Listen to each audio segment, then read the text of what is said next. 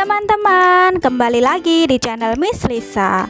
Pada video ini Miss Lisa akan melanjutkan pembahasan mengenai teks deskripsi, lebih tepatnya struktur teks deskripsi.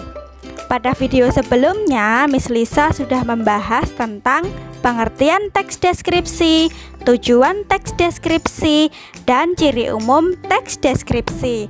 Nah, bagi yang belum menonton, silahkan klik yang di atas. Sekarang mari kita bahas struktur teks deskripsi bersama Miss Lisa. Jangan di skip ya. Struktur teks deskripsi yang pertama adalah identifikasi. Identifikasi berisi pernyataan umum dari objek yang akan digambarkan oleh penulis. Lalu struktur yang kedua, deskripsi. Deskripsi berisi pemaparan atau penggambaran secara detail mengenai objek yang dijelaskan. Lalu struktur yang ketiga atau yang terakhir adalah penutup. Penutup berisi kesimpulan dari kesan penulis terhadap objek tersebut.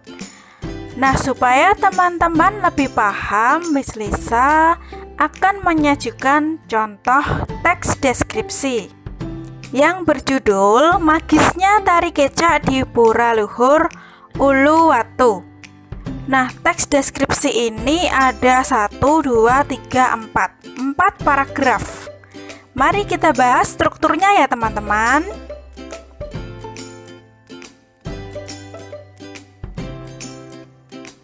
Kita mulai dari paragraf 1 ya teman-teman. Di atas tebing Pura Luhur Uluwatu, kesan magis dihadirkan dari sebuah pertunjukan khas Bali yang unik, indah sekaligus magis, yaitu tari kecak.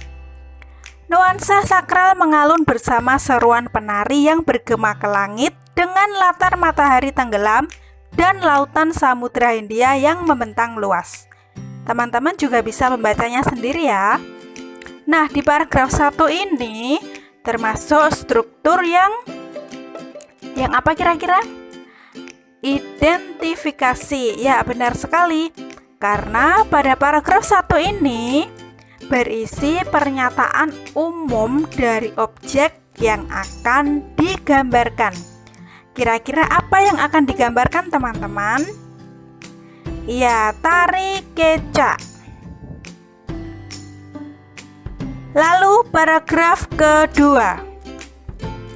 Ciri khas tari kecak adalah harmonisasi suara dan gerak yang ditampilkan puluhan penarinya. Semua itu dilakukan bahkan tanpa adanya seorang yang bertugas sebagai pemberi komando.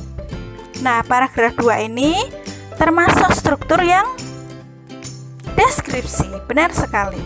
Karena di paragraf 2 ini sudah mulai menggambarkan atau mendeskripsikan objek yang lebih detail lagi. Lalu paragraf 3, pertunjukan tari kecak di Pura Luhur Uluwatu dilangsungkan setiap hari pukul 18 saat matahari mulai tenggelam. Sejumlah penari akan mengenakan sarung bermotif kotak-kotak seperti papan catur, memasuki arena pertunjukan dan mengambil posisi duduk melingkar di hadapan deretan bangku penonton. Suara-suara ritmis berupa akapela dengan ciri khas seruan berbunyi cak cak cak dilantunkan yang diiringi gerakan serempak. Salah satu keistimewaan tari kecak adalah tidak mengandalkan alat musik apapun untuk menghasilkan suara multiritmis yang harmonis sebagai pengiring tarian. Sangat jelas sekali ya teman-teman kalau paragraf 3 ini berisi maksudnya paragraf 3 ini termasuk ke struktur yang deskripsi. Karena di sini sangat jelas sekali, sangat detail sekali bahwa tari kecak dilangsungkan setiap hari pukul 18.